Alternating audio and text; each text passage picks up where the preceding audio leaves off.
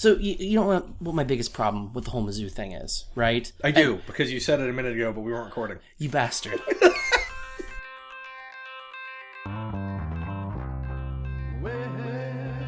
For Thursday, November 26th, 2015, Thanksgiving, this is All Downhill.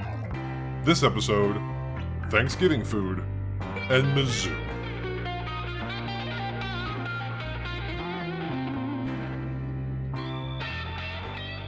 But see, smoked everything is good. Yeah, it is. And for some reason, turkey, and I actually had this discussion earlier today, there are, with the exception of maybe beef and in the form of hamburgers, there is nothing, no other meat that goes as well with bacon than turkey. Like when you have a turkey and bacon sandwich. I've never had a turkey and bacon sandwich. You've never had a turkey and bacon sandwich? Nope. Have a turkey and bacon sandwich and tell me that it's not the best combo of two meats. Okay. I mean, on a sandwich. Okay. I'll Just not even two meats, just of bacon with another meat on it. And burgers, like I said, I love me some bacon on burgers. Sure. But turkey is just so good. Burgers aren't a sandwich. Burgers are a burger. Burgers are a burger. Yeah, I know. But I'm just saying, as far as any sort of thing goes, and I think it's because turkey lends itself really well to being smoked and salty, which is why bacon goes so well with it. And I really do like smoked turkey. But then again, when you have a deep fried turkey, you have just this super moist, crunchy turkey, right. And it's so good. It's so good. Baking lends itself better to having you've got all that turkey juice to make into turkey rice soup. Right. Pour it into stuffing, all that other crap. Okay, Making a gravy. That might be my thing about why I like smoked more. I don't like stuffing. See, that's the thing. Yeah. See, like it's not that there's anything wrong with it. I'm always just like, I don't get it. It's bread with celery in it, basically. That nonsense. Our family doesn't put that much celery in it. It's more just herbs, which I like. But it's still just like, it's just a pile of bread. Yeah. Bread, which that's what I'm like. I could take or leave stuffing, basically. So, I mean, like, I think if I had it my way, and I could take or leave stuffing too, I think for me, the three biggest things for Thanksgiving, and I don't even necessarily like the mashed potatoes. I like the sweet potato casserole. See, okay, there's another one I don't get. I like the turkey. Mm-hmm. And then our family makes yeast rolls. I love the yeast rolls. Like the yeast crescent rolls. yeast rolls. Yeah, yes. Those are the three things for Thanksgiving that I like. And if I had it my way, I really don't care about the stuffing that much. I honestly don't even care about the mashed potatoes that much. See, but I like mashed potatoes, but I don't like sweet potatoes. So that's probably... See, I get it. And I like mashed potatoes too, but I think for me, sweet potatoes are more of a rare thing because my wife doesn't like them. My sister doesn't like them. My brother's not big on them, so we only get them every once in a while. Okay, I like that. We make them for Thanksgiving because nobody likes them. Yeah, I know. I don't like the green bean casserole. That shit's nasty. The one with the French's onions on yes. top, right? Okay, the one that everybody for every party makes. I feel like green bean casserole... And I realize it's different because I always see tons of people who are excited about it and eat it. But for me, it's like, for at least my immediate family, I've noticed green bean casserole is like the fruitcake of Thanksgiving. It's like this traditional thing where it's like, but why? Nobody likes that. Exactly. Well, and it's funny because like everyone makes it differently, but for some reason it always has French's onions and it always has that nasty ass cream of mushroom soup in it. Yes. That's if it was just French's onions and green beans, I'd be fine with it because I like green beans and I like French's onions. It's like, who wakes up and goes, man, cream of mushroom soup? Because it must have been somebody went, well, lots of people don't like green beans, but some people do. I also like lots of people don't like cream of mushroom soup. Actually, basically everyone. So if I put the two together, that'll make sure nobody likes Yeah, this. I know, right? And then just to torture you, I'm going to take the French's fried onions, which everybody likes, and waste them by pouring them on this. Yeah, instead of putting them on like a burger or something, which is a great way. They're honestly, so good. That's become my new thing, is I realized, because, well, you know me. You know I'm one of those people who basically my whole life have hated all vegetables and fruits and anything good. Oh, yeah. And now, over the course of my life, I've gotten better about this. There's quite a few fruits I'll eat now, and there's a few vegetables I'm at least tolerant of. Recently, I've realized I'm tolerant of onions to the degree of... I don't like cooked onions. I think cooked onions are weird. I like them raw. I like cooked onions better. See, I like raw onions. I don't like raw I like onions. the crunch. I like the crunch. But I have started pudding. If it's something onions can go on, yeah, just put onions on that shit. See, I don't like the crunch of the onions. I like the cooked onions, but I do like French's fried onions because those are the bomb diggity. Those are great. Well, I guess those are like Fritos those are crunchy, cooked. Yeah, they're like more like onion rings, which don't really taste oniony. Yeah, exactly. But like the other thing I do like, and I don't know, I think you mentioned you didn't like this, like the jellied canned cranberry sauce, like just the generic. I don't one. even like homemade good cranberry sauce. See, cranberry I don't like homemade cranberry sauce. I like the nasty generic jellied canned version, and I don't know why. I think for me, it's I'm not big on like even, and I'll drink a like a Cape Cod, but I'm not big even in the cranberry juice. There's nothing wrong with it. It's just kind of it's a rare thing for me. It's a little it's too a rare strong thing. Flavor. It's a bit strong. But I like it at Thanksgiving because it's kind of like a thing that it's sort of something I never get. So it's like, oh, this is really good every once in a while. I'm interested in this year because this year I've been informed I'm making dessert, and that I'm making pumpkin pie. Which I think it's weird that I've been informed this because nobody eats that but me. No, I think nobody will be that's for what Thanksgiving but me eats pumpkin pie. I hate pumpkin pie. Everybody in my family has except me. I can't do. I like pumpkin rolls, like the one where it's like you basically make a pumpkin brownie with rolls are far superior. Yeah, they're so good. But pumpkin pie, I never got it. I would rather eat the sweet potato casserole than the pumpkin pie. And that's how everybody here feels. And in fact, they don't even like pumpkin pie. Now, I think pumpkin rolls are better, but everything's better with cream cheese. Yeah, that's true. But pumpkin pie, and here's why I'm probably going to end up making that, even though I guess I could theoretically make pumpkin rolls. Pumpkin pie requires next to zero effort to make. It takes less things, yeah. You get a pie crust, and then you get like the pumpkin, and then sweetened condensed milk, and then spices, like whatever spices that you have. It's why people are like, "What's your favorite dessert?" If you're going to make a dessert, what are you going to make? I'm going to make a pie. And before you go thinking it's going to be fancy, it's very likely to be key lime or pumpkin, because all of these pies are juice from thing and sweetened condensed milk in pie crust. Yeah, basically. I like the lazy pies. I think they're delicious. And then you put, whipped cream on top. Oh God, I have raspberry white chocolate alcoholic whipped cream. Oh my God. Getting crunked on the pumpkin pies. See, I don't know, but if I had it my way, I would probably deep fry my turkeys or smoke them. Okay. I mean, we just bake them simply because I'm not like there's nothing that's wrong what with we've baking. always done. Yeah, so I mean, baking's okay. And you still get, if you do it right, you still get the crispy skin. You still get it fairly juicy. I like baked turkeys. I just like smoked more, I think. And deep fried's weird. I think if I had deep fried every year, I would appreciate it less. Yeah, see, it's if I get it every once in a while. It's when you get it, it's like, oh yeah. It's so good. So it's like, it's not even, there's really not as much effort to go into it either. And there's really not as much to it. It's just that sort of deep fried taste and turkey. Right. Smoked, I think, is probably the ultimate way of cooking a turkey. But, I mean, I think if I was going to do it every year myself, I'd probably just deep fry it because, I don't know, I just feel like that's what I would do. All Downhill would like to congratulate Andrew S., the winner of the All Downhill giveaway of a signed copy of Nate Gutman's novella, Bill the Fly. So here's my thing with Mizzou. And I come from Ball State, which is, in the Midwest, it's a pretty big journalism school. Media, journalism, everything. It's pretty big into it. But Mizzou is one of the biggest in the country. And my biggest problem is that journalists are supposed to be outside of influence. They're supposed to report on what's going on. They're supposed to say, look, I'm here, here's what's happening. If they have thoughts and opinions, they put it in a fucking op-ed. They put it here, they put it there, but not in a newspaper. They don't put it in an article. And the biggest problem that I have is that the people who are teaching our kids, people who are not that far, not that much younger than me, and some of them my age still, the professors are out there telling them that they can't interview people because it's going to hurt their cause. The biggest one is where a person from the student body who works for ESPN as an intern wanting to interview the student athletes who are their peers. And they had a professor of journalism, try to call other people over and say, no, you can't fucking interview this person. Get the biggest fucking guy over here and throw this fucking person out. Yeah. Because it's going to hurt our cause if they do. Why is it going to hurt your cause if people tell the truth? What is so bad about telling the truth and interviewing the people who are at the source of it? And here's another thing.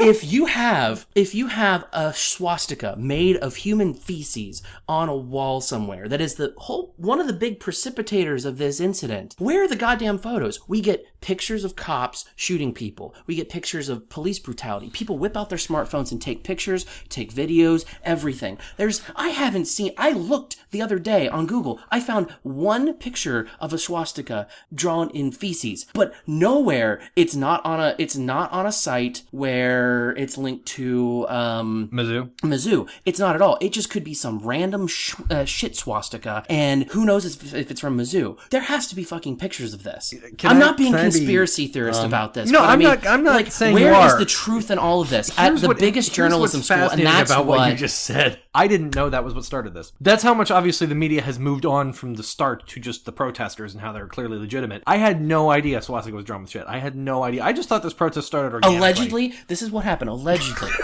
There were two things. Allegedly. Okay. So here's this is why I'm angry about this. So you have two things. The shit swastika drawn on, and I've heard two different stories. You can't it was say drawn. That without that being funny. Yeah, I know, right? Shit swastika.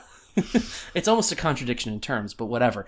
So you have the shit swastika drawn and I've heard three different ways of it. It was drawn in a dormitory, it was drawn in a public restroom, and it was drawn in a classroom. If it was a public restroom, that's just graffiti. I was thinking that sounds like a public restroom. Yeah. I had this argument with my wife. She got angrier about it than I did, but like I told her, look, if it's in a restroom, it's just fucking graffiti. Have you seen how many swastikas are in a regular bathroom stall just drawn with Sharpie? I've been in so many bathrooms where there's either swastikas drawn on the wall with Sharpie or pens or knives, and I've been in so many bathrooms where there's shit all over the wall. I'm glad somebody just thought to combine the two and, simplify the process. It's like, oh man, I don't have it. And here's the thing about drawing a swastika with shit. You're the only one that loses, is the person who draws the shit with a swastika. Because if someone sees you drawing a swastika, you're a racist. But two, you're drawing it with human feces. You've got shit all over you. It's like stink palming for mall rats.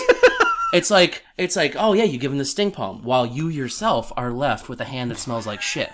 But like, here's the other thing too. The other precipitating event was that the president of the student body, who's black, he was driving along the road with no one else in the car, and some white guy on the side of the road called him the N-word. Well, no one saw that, and he's like, this guy called me the N-word. I'm mad about that. But here's the thing.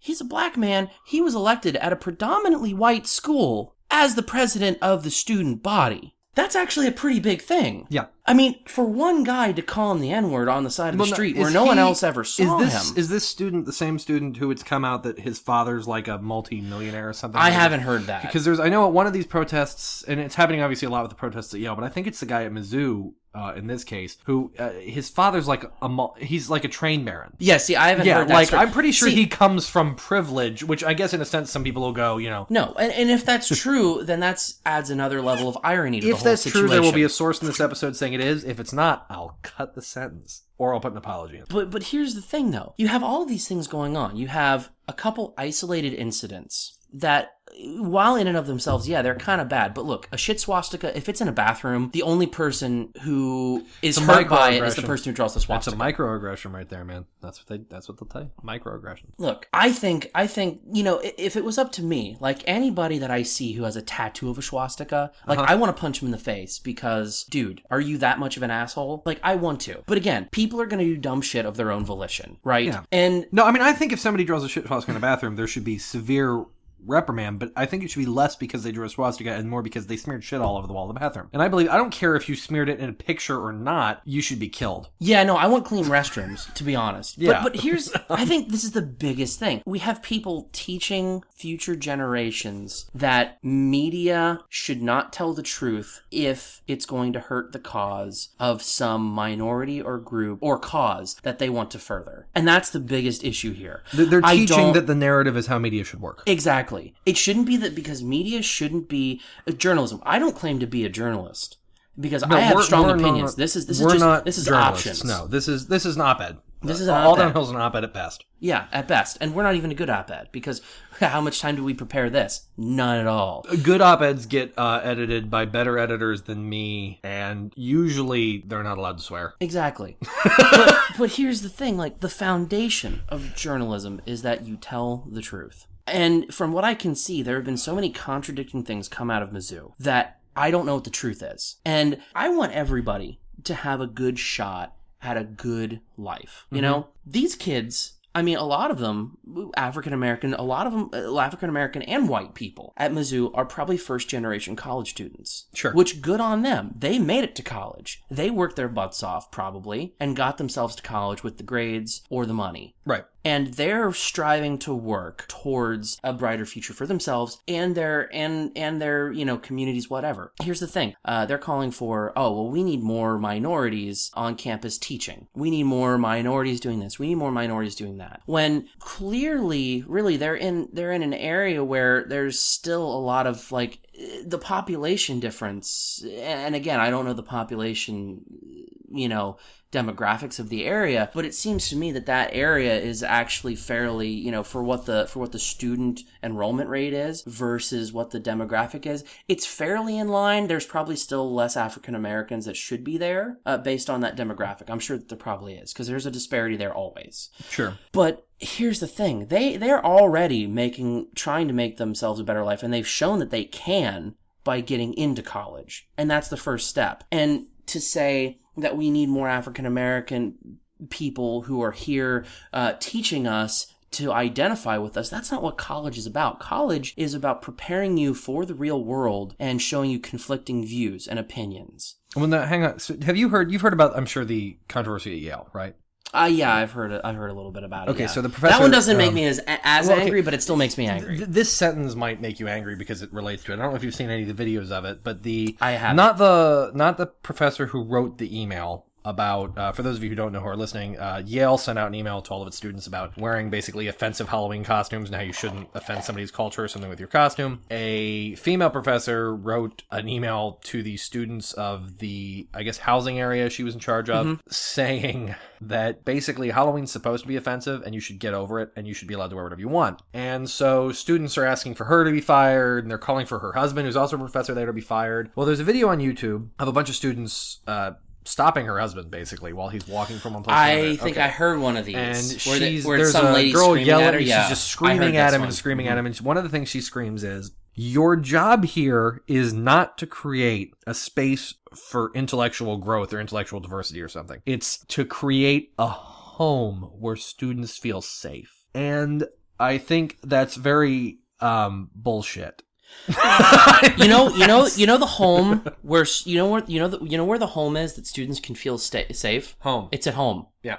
Home. It's not out. It's not. Well, if you go outside, look. If you go outside, if I walk out the store right now, there's guaranteed to be something that will offend me. If I drive the 7 minutes it takes to get up to my. If you walk about 5 feet in one direction. If I drive up to my mom's 7 minutes away, I'm sure between here and there, somebody's driving is going to piss me off. Sure. Do I want to suicide bomb them or tell them that they need to be fired? No. I mean, maybe if they're driving badly enough, I want their license to be suspended because they're idiots. But I'm not just gonna sit here and complain about that. Everything in the real world is going to offend you. And that's and again, we can't just shelter these people because you have to be college is about. You have to be careful with that. Because people, it's not just that they're saying, remember, they're not just saying college. They're extending that. They want everything in the real world to be padded and safe for them. They don't just want college. They want the whole world to be padded and safe and coddle them.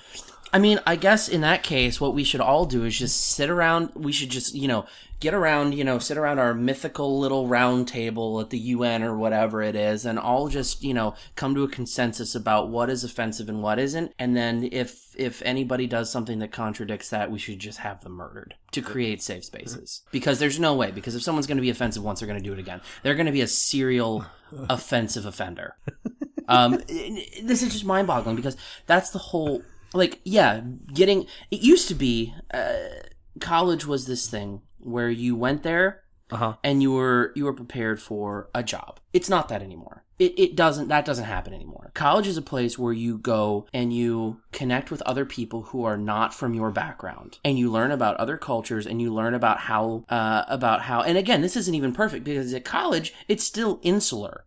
you still don't have the real world things, but it's more than you would get in a high school where everyone is from the same community. College is about going off and doing something and learning about other people, and at the same time, hopefully learning a profession or skills that will land you into a profession where you can make money and live your life the way you want to. But it's about that exposure now. It's not necessarily about, I've got a degree, give me a job, please, which that didn't happen for me. It sure as shit didn't happen for you right away. Yeah. It sure as shit is not happening for a lot of people. But here's the thing. Eventually, down the road, and that's where I think the most absurd thing is the call for resignation and replacing people with someone of their own minority, right? You have this sort of like generational thing. You know, every year more black students are going to go to university than did before. Yeah. That's the trend, right? So it would make sense that back, you know, most of the professors that we have now graduated about 50 years ago and they're still teaching.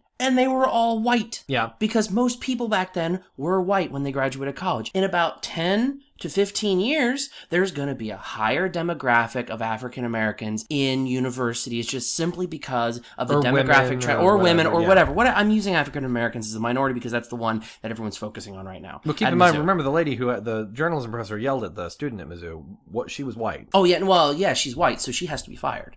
But she was fired. Well, yeah.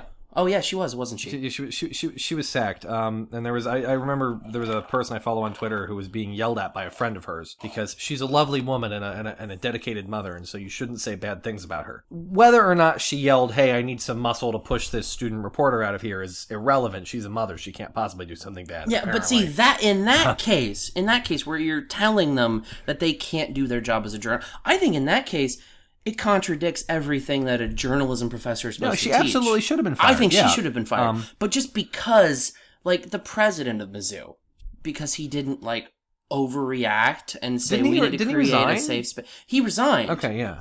That's the thing. Like, whether or not it was right for him to resign or not, I just don't think there should have been such a push for it, honestly, because really, someone draws a swastika of shit, made of shit, on a bathroom or a dorm or whatever, because we don't fucking know where it was, just because he doesn't overreact and say, I mean, yeah, sure.